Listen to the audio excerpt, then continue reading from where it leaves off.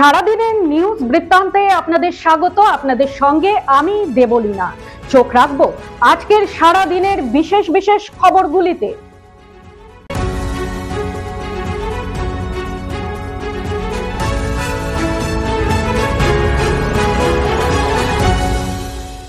সারাদিনের নিউজ বৃত্তান্ত নিবেদন করছেন জুয়েলার্স, সোনা যা সর্বক্ষণের। Agnishwar jewellers, NS road, Raiganj. Shri Dhaka jewellers, আভিজাত্যের গয়না। ত্রিনয়নী জ্যোতিষ কার্যালয়, শ্যামপুর মোড়, দেবীনগর, রায়গঞ্জ। নেশামুক্ত সমাজ করতে Raiganj unity foundation, Rupahar, Raiganj. North বেঙ্গলের সেরা সুপার স্পেশালিটি হাসপাতাল জীবনরেখা। চেষ্টা নেশা মুক্তি কেন্দ্র, দেবীনগর, রায়গঞ্জ। SIR ফর্ম ফিলআপে গতি আনতে ও সাধারণ মানুষদের সচেতন করতে অভিনব উদ্যোগ হেমতাবাদ ব্লক প্রশাসনের। শনিবার লোকশিল্পীদের দ্বারা একটি গান বেঁধে এলাকায় প্রচার শুরু করে হেমতাবাদ ব্লক প্রশাসন। এদিন দুপুরে এই ভ্রাম্যমাণ শিবিরের উদ্বোধন করা হয়, যেখানে উপস্থিত ছিলেন হেমতাবাদের BDO Biswajit Dutta, joint BDO Dulal Chandra Pal সহ অন্যান্যরা।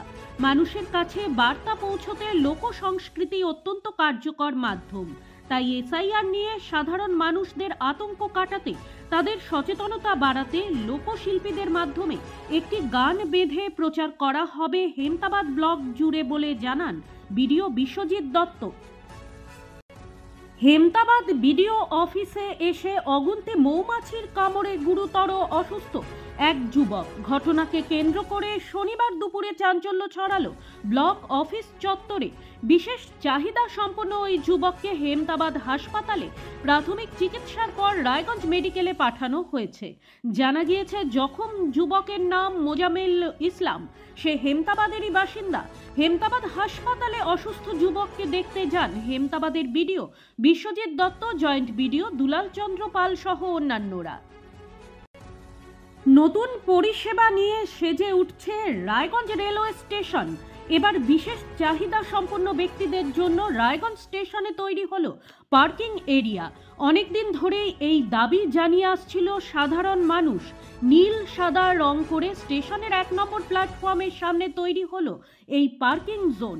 সাধারণ মানুষের মতে 2 নম্বর প্ল্যাটফর্মের সামনেও এ ধরনের পার্কিং এরিয়া গড়ে তোলা দরকার বিশেষ চাহিদা সম্পন্ন মানুষদের জন্য।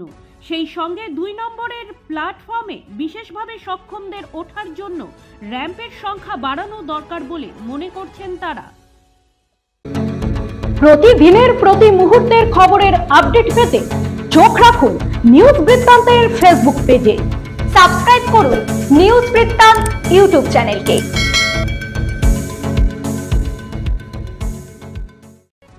শুক্রবার থেকে রায়গঞ্জ স্টেশনে চালু হয়েছে অটোমেটিক টিকিট ভেন্ডিং মেশিন। আর এই পরিষেবা চালু হওয়ার পর থেকেই খুশি সাধারণ মানুষ। এই পরিষেবা পেয়ে সাধারণ মানুষের মধ্যে বাড়ছে কৌতূহল। যারা ডিজিটাল পেমেন্টে অভ্যস্ত তারা কেউ বা এগিয়ে গিয়ে টিকিট কাটছেন, আবার কেউ দূর থেকেই প্রত্যক্ষ করছেন বিষয়টিকে। যারা টিকিট কাটছেন তারা সকলেই জানালেন এই পরিষেবার ফলে যাত্রী হয়রানি কমবে রায়গঞ্জ স্টেশনে। দীর্ঘক্ষণ লাইনে দাঁড়িয়ে টিকিট কাটার ঝক্কি সামলাতে হবে না। তবে সাধারণ মানুষের মধ্যে এই পরিষেবাকে আরও বেশি ছড়িয়ে দিতে প্রচার দরকার। সেই সঙ্গে দরকার সাধারণ মানুষকে বুঝিয়ে দেওয়ার জন্য একজন সর্বক্ষণের কর্মী।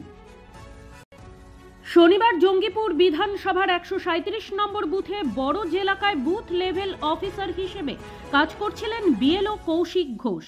কিন্তু পরিবারের লোকজনের অভিযোগ কাজের অতিরিক্ত চাপের কারণে গুরুতরভাবে অসুস্থ হয়ে পড়েন তিনি। জ্ঞান হারানোর পর্যায়ে চলে গেলে তড়িঘড়ি তাকে উদ্ধার করে জঙ্গিপুর মহকুমা হাসপাতালে নিয়ে আসা হয়। গত কয়েকদিন ধরেই নিরলসভাবে SIR সংক্রান্ত নথিপত্র যাচাই, বাড়ি বাড়ি সমীক্ষা এবং বিভিন্ন ডিজিটাল আপলোডের কাজ করে যাচ্ছিলেন কৌশিক ঘোষ। কাজের পরিমাণ এবং সময়সীমার চাপ এতটাই বেড়ে গিয়েছিল যে শারীরিকভাবে অসুস্থ হয়ে পড়েন তিনি। বর্তমানে হাসপাতালের HDU বিভাগে চিকিৎসাধীন ওই BLO।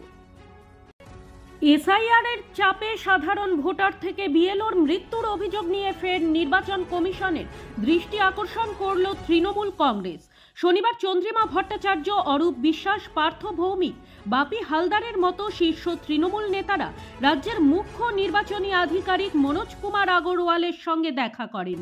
সিইওকে তৃণমূলের প্রতিনিধিরা স্পষ্ট জানান, এসআইআর চালু হওয়ার পর থেকে রাজ্যে এখনো পর্যন্ত 34 জনের মৃত্যু হয়েছে, যার সম্পূর্ণ দায় কমিশনের ওপরেই বর্তায়।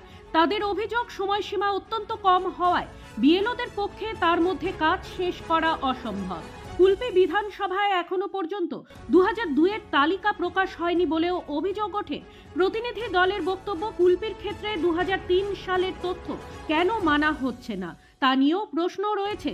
দলীয় প্রতিনিধিরা জানান, ভুলে ভরা ওয়েবসাইটের জন্য বহু মানুষ বিপাকে পড়ছেন। বহু জায়গায় 2002 সালের ভোটার তালিকায় প্রত্যেক বুথে 150 থেকে 200 জনের নাম বাদ গিয়েছে। তাদের দাবি, কমিশন নাকি একটি রাজনৈতিক দলের ইশারায় প্রায় 2 কোটি নাম বাদ দিতে চাইছে। ছবি ভুল, ক্রমিক নম্বর ভুল, বাবার নাম স্বামীর নাম সব এক।